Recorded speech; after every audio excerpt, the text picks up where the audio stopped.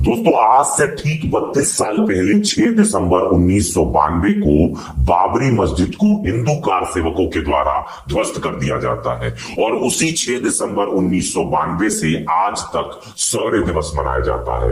और उस दिन जितने लोग बाबरी मस्जिद को तोड़े थे वो सभी गर्व महसूस करते हैं और इसी कारण शौर्य दिवस मनाते हैं। और उन्हीं बाबरी मस्जिद को तोड़ने वाले लोगों में शामिल थे बलबीर सिंह, कार सेवक योगेंद्र पाल, कार सेवक शिव प्रसाद। ये लोग भी उस दिन शौर्य दिवस मना रहे थे, लेकिन अचानक इनका दिमाग बदल जाता है और ये धर्म परिवर्तन कर लेते हैं। धर्म परिवर्तन करके बलबीर सिंह अपना नाम बदलकर मोहम्मद आमिर रख लेते हैं, योगेंद्र पाल अपना नाम बदलकर मोहम्मद उमर रख लेते हैं और शिव प्रसाद अपना नाम बदलकर मोहम्मद मुस्तफा रख लेते हैं और सोचते हैं कि उस दिन जो हमने किया वो गलत किया और इसके बाद मस्जिद तोड़ना एक गलत काम था, भगवान का घर था, वो अल्लाह का घर था। और इसके बाद से इसमें से दो लोग ये जिम्मेदारी लेते हैं कि हम आने वाले समयों में कम से कम 100 मस्जिदों का निर्माण कराएंगे जो खराब हो चुकी हैं या नई मस्जिदों का निर्माण कराएंगे। क्या है ये पूरी कहानी, आज मैं 32 साल बाद सुना रहा हूं, जब सुप्रीम कोर्ट के फैसले से राम मंदिर का निर्माण हो चुका है। लेकिन पहले भी जाना पड़ेगा कहानी क्या थी, क्या था उसका असली सच्चाई, उसी को समझने की कोशिश करेंगे कि कैसे शिव प्रसाद जो है मोहम्मद मुस्तफा बन जाते हैं और बलबीर कैसे आमिर बन जाते हैं। चलिए शुरू करते हैं बलबीर से मोहम्मद आमिर बनने की कहानी। ये कहानी नहीं है, आप किसी भी आर्टिकल में अगर किसी को ये बात नहीं पता होगी तो आप बस गूगल पे जाइएगा, बलबीर से मोहम्मद आमिर बनने की कहानी जब आप टाइप करेंगे तो इंडिया टुडे ग्रुप से लेकर बड़े बड़े इंटरनेशनल ग्रुप को उस समय इस स्टोरी ने कवर किया था और तब ये स्टोरी उस समय बहुत चर्चा का विषय थी। इसमें तमाम तरीके की बातें भी बनी थी, क्या क्या बातें बनी थी आगे मैं बताऊंगा। लेकिन शुरुआत करते हैं बलबीर सिंह से मोहम्मद आमिर। 2017 में सबसे पहला इंटरव्यू आता है जो मुंबई मिरर को दिया जाता है और मुंबई मिरर में बलबीर बताते हैं, जो अब मोहम्मद आमिर बन चुके हैं, जिन्होंने अब तक लगभग 100 से अधिक पुरानी मस्जिदों को ठीक कराया है, निर्माण कराया है। इनकी फोटो जो है यहाँ पर सामने आपको दिख रही होगी। बलबीर बताते हैं कि उनकी पैदाइश पानीपत के एक छोटे से गांव में हुई थी। उनके पिता का नाम दौलत राम था, वो स्कूल के शिक्षक थे, पढ़ाते थे बच्चों को, शिक्षक थे, सरकारी शिक्षक। बलबीर बताते हैं कि वो अमीर बनने के लिए माफ कीजिएगा, आमिर बनने से पहले हिंदू राजपूत परिवार से आते थे। मतलब ये राजपूत थे पहले, बाद में आमिर बन गए। चलिए मोहम्मद आमिर, अब आमिर समझिएगा, आमिर ही बलबीर है तो कंफ्यूज मत होइएगा। मोहम्मद आमिर बताते हैं कि उनके पिता दौलत राम एक सच्चे गांधीवादी थे और उन्होंने भारतीय विभाजन को बड़े ध्यान से देखा था। और उस समय जब हिंदू मुस्लिम का बंटवारा हुआ था, तमाम लोग अलग हुए थे, एक दूसरे से के घर से अलग हुए थे, तो उस समय उन्हें बहुत दुख पहुंचा था।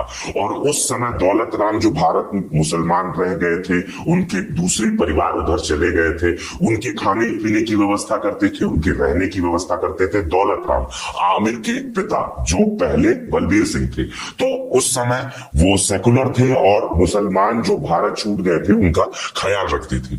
मोहम्मद आमिर बताते हैं कि उनके पिता दौलत राम चाहते थे कि उनके चारों बेटों में से एक बलबीर उसी दिशा में आगे काम करे और सभी सब जो लोग थे सद्भावना के साथ रहे, मिल बांट के रहे, काम करें। ये सब कुछ ऐसा ही चल रहा था, बलबीर भी बिल्कुल ऐसा था। लेकिन टर्निंग पॉइंट आता है, एक पहला टर्निंग पॉइंट। इस कहानी में 4 टर्निंग पॉइंट है। उन चारों टर्निंग पॉइंट को जब आप समझेंगे तो आप समझेंगे कि कैसे बलबीर जो है वो आमिर बन जाते हैं। पहला टर्निंग पॉइंट आता है, समय बदलता है, बलबीर जवान होते हैं और पैसे कमाने के लिए गांव छोड़कर पानीपत आ जाते हैं। पहला टर्निंग आता है। लेकिन वहां पर काम करने के दौरान उनकी मुलाकात आरएसएस के लोगों से होती है। बलबीर आरएसएस की विचारधारा से बहुत प्रभावित होते हैं।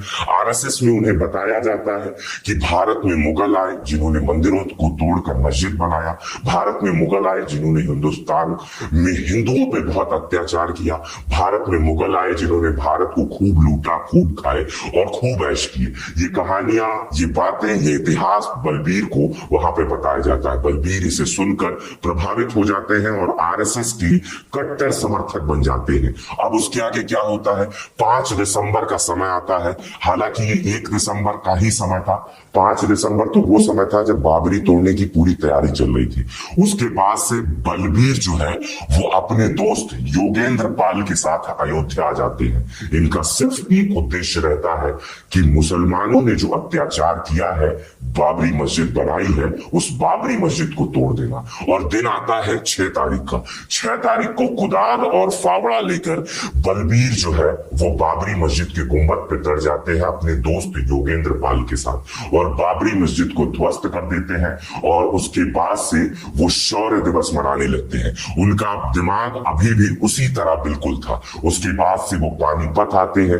पानीपत में उनका स्वागत किसी हीरो की तरह होता है कि बाबरी तोड़ने वाला बलबीर आया है और बलबीर सिंह ने बाबरी तोड़ी है और सबसे ऊंचे वाले गुंबद को बलबीर नहीं तोड़ा है। उनका स्वागत होता है। लेकिन अब आता है कहानी में दूसरा पॉइंट बहुत ध्यान से सुनिएगा। बलबीर जब शौर्य दिवस मनाते हैं, मोहल्ले में उनका स्वागत होता है। बलबीर अपने घर पहुंचते हैं। अपने पिता के सामने, जो दौलत राम अपने पिता के सामने आते हैं, और अपने पिता को देखकर जब उनके पिता देखते हैं तो उनसे नजरें हटा लेते हैं और कहते हैं तुम इस घर से निकल जाओ, तुमने बहुत गलत काम किया है। और उसके बाद से उनके पिता उन्हें घर से निकाल देते हैं।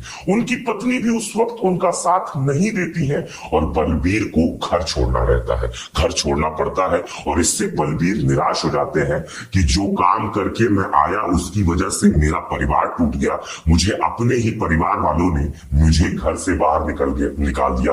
क्योंकि बलबीर के पिता दौलत राम जो थे वो सेकुलर थे, और मैंने शुरुआत में बताया वो गांधीवादी व्यक्ति थे, और आजादी के समय से अब तक वो तमाम उन लोगों की सेवा करते थे जो लोग इस हिंदुस्तान को चुने थे और पाकिस्तान से आए थे या पाकिस्तान नहीं गए थे। बंटवारे के समय एक ऐसी स्थिति आ गई थी कि जब मुसलमान उधर जाए और हिंदू इधर आए, लेकिन बहुत सारे मुसलमानों ने ये चुना कि वो हिंदुस्तान में रहेंगे और बहुत सारे हिंदुओं ने ये चुना कि वो पाकिस्तान में रहेंगे। खैर ये दूसरी कहानी हो जाएगी।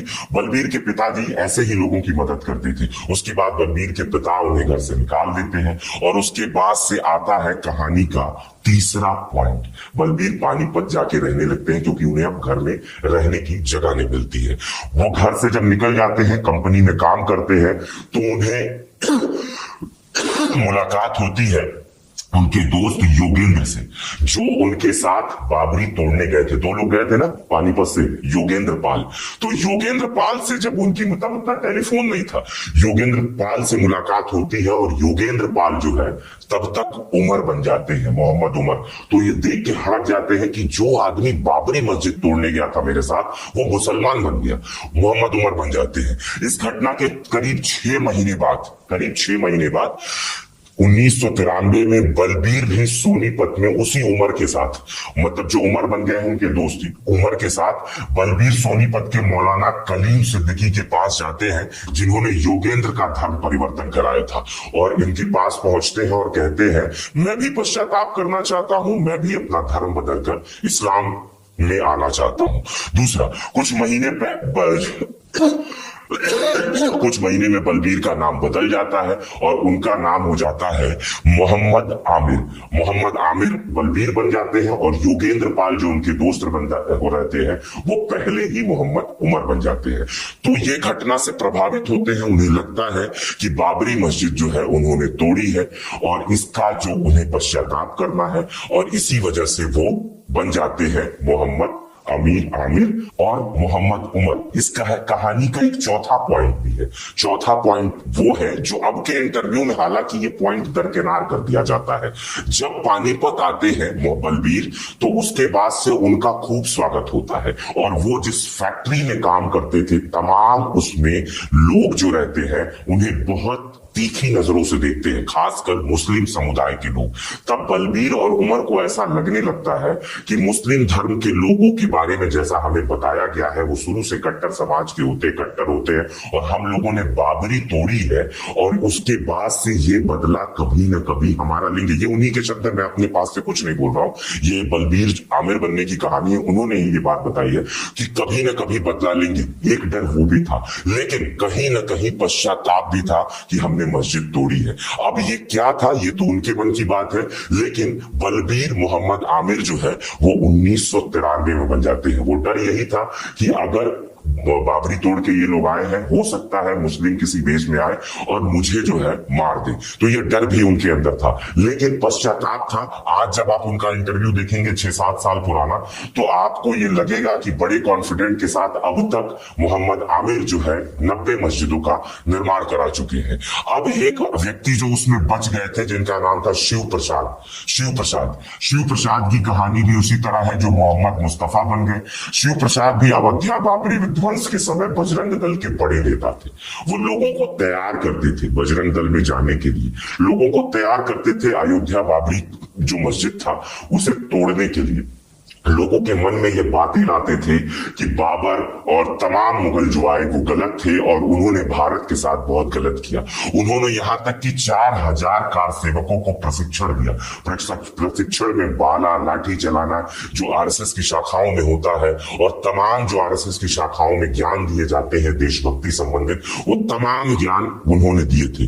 और बाबरी की घटना दंगा फैलाने में शिव प्रसाद जो है वो विचलित हो गए। जब दंगा फैला उसमें हजारों की संख्या में मुसलमान मरे, हजारों की संख्या में हिंदू मरे, और ये देखकर शिव प्रसाद विचलित हो गए और उन्होंने लगा कि मैंने जो है इतने लोगों को जो बाबरी तोड़े हैं ट्रेनिंग दी है और ये गलत काम किया है। इसके बाद से शिव प्रसाद जो है मोहम्मद मुस्तफा बन गए। उन्होंने अपना धर्म परिवर्तित कर लिया। अब ये तीनों लोगों की कहानी मैंने बताई, लेकिन वर्तमान समय में बहुत सारे लोग 6 दिसंबर को सुप्रीम कोर्ट के आदेश के बाद, राम मंदिर बनने के बाद भी 6 दिसंबर को स्वर्ण दिवस के रूप में मनाते हैं क्योंकि राम मंदिर बन गया। लेकिन आज भी देश में करोड़ों मुसलमान ऐसे हैं जो आज के दिन को ब्लैक डे मनाते हैं। अब ये क्यों हो रहा है? इसमें एक विचारधारा है, इसमें एक धर्म है, इसमें एक शिक्षा है, इसमें तमाम वो चीजें हैं जिसमें अलग अलग लोगों का अलग अलग विश्वास है, अलग अलग मत है। लेकिन सुप्रीम कोर्ट के आदेश के बाद भव्य राम मंदिर बन चुका है, वहां पे पूजा अर्चना चालू है। आज से ठीक 32 साल पहले वहीं पर बाबरी मस्जिद तोड़ी गई थी, लेकिन सुप्रीम कोर्ट के आदेश के बाद आज भी जो 5 एकड़ जमीन अयोध्या में बाबरी मस्जिद के नाम पर दी गई थी या एक नए मस्जिद के निर्माण के लिए दी गई थी, वहां पर मस्जिद नहीं बनाई गई है। बताया जा रहा है कि वहां 400 करोड़ रुपए की जरूरत है और मुसलमानों ने अभी तक सिर्फ 4 करोड़ रुपए तक नहीं जुटा पाए। ये तमाम बातें चल रही हैं, तमाम चीजें हो रही हैं। उस मस्जिद का निर्माण होगा नहीं होगा ये भविष्य के गर्भ में है, लेकिन आज भी 32 साल बाद भी मुसलमान ये कहते हैं मस्जिद थी, मस्जिद है, मस्जिद रहेगी, और हिंदू ये कहते हैं वो मंदिर था, मंदिर है और मंदिर बन गया और आजीवन मंदिर रहेगा। फिलहाल ये घटना 32 साल पुरानी थी, ये घटना इतिहास के पन्नों में दबी हुई है, और जब जब 6 दिसंबर का जिक्र आता है ऐसी तमाम कहानियां निकल के सामने आती हैं। लेकिन ऐसी कहानियों से ये मान्यता नहीं निकलती है कि वो तमाम हिंदू की भावना ऐसी हो गई कि वो मुसलमान बन गए गलत करके।